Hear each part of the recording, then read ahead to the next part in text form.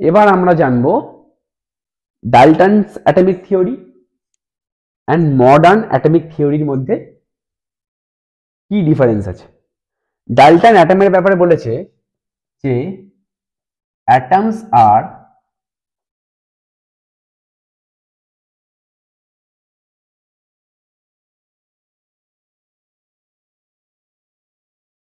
ইনডেস্ট্রাক্টিবল, that means অ্যাটমসকে destroy করা যাবে না। মডার্ন অ্যাটমিক থিওরি বলছে না, ডাল্টন যে স্টেটমেন্টটা বলেছে ভুল। মডার্ন অ্যাটমিক থিওরি বলছে অ্যাটমস আর ডিস্ট্রাক্টিবল।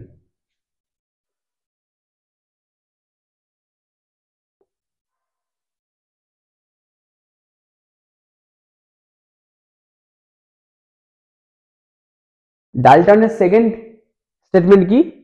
ডাল্টন বলছে অ্যাটমস আর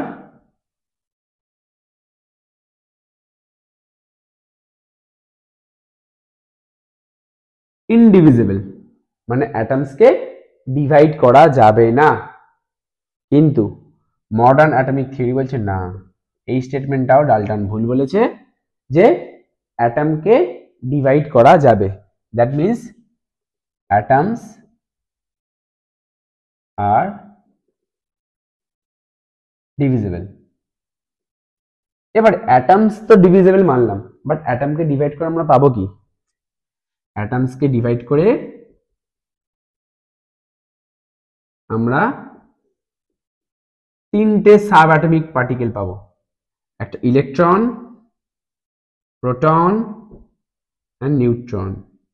তাহলে অ্যাটমকে ডিভাইড করে আমরা তিনটে সাব অ্যাটমিক পার্টিকেল পাবো, একটা ইলেকট্রন, একটা প্রোটন আর একটা neutron.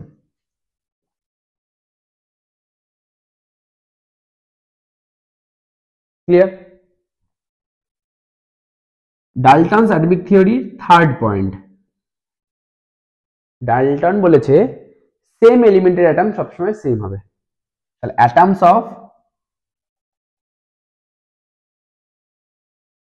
Same element are always same.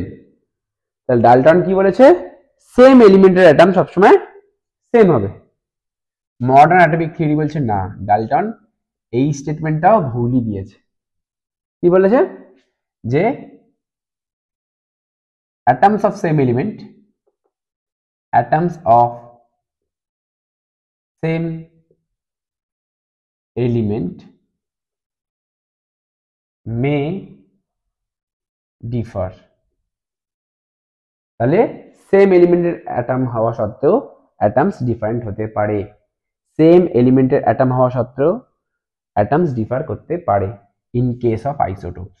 In case of isotopes, যখন আমরা আইসোটোপসের ব্যাপারে জানবো তখন এই পয়েন্টটার মিনিংটা বুঝতে পারবে। ঠিক আছে?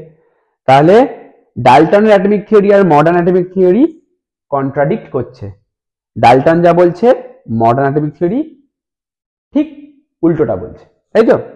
কিন্তু ডাল্টনস অ্যাটমিক থিওরি আর মডার্ন অ্যাটমিক থিওরির মধ্যে একটা কমন পয়েন্ট আছে। কমন পয়েন্টটা কি?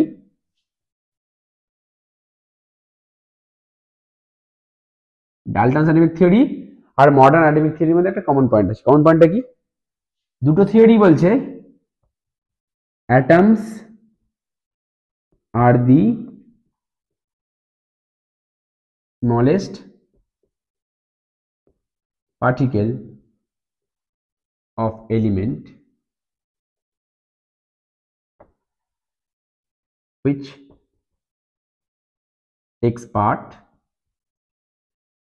in chemical reaction। দুটো থিওরির মধ্যেই একটা পয়েন্ট কমন, কি? যে অ্যাটম হচ্ছে এলিমেন্টের সেই স্মলেস্ট পার্টিকেলটা যেটা কেমিক্যাল রিঅ্যাকশনে পার্টিসিপেট করে। তাহলে আমরা ডাল্টনস অ্যাটমিক থিওরি আর মডার্ন অ্যাটমিক থিওরি জানার সঙ্গে সঙ্গে আমরা আর একটা জিনিসও জানতে পেরে গেলাম যে অ্যাটমকে ডিভাইড করে আমরা তিনটে সাব অ্যাটমিক পার্টিকেল পাবো। এগুলো কি? These are sub atomic particle. Clear?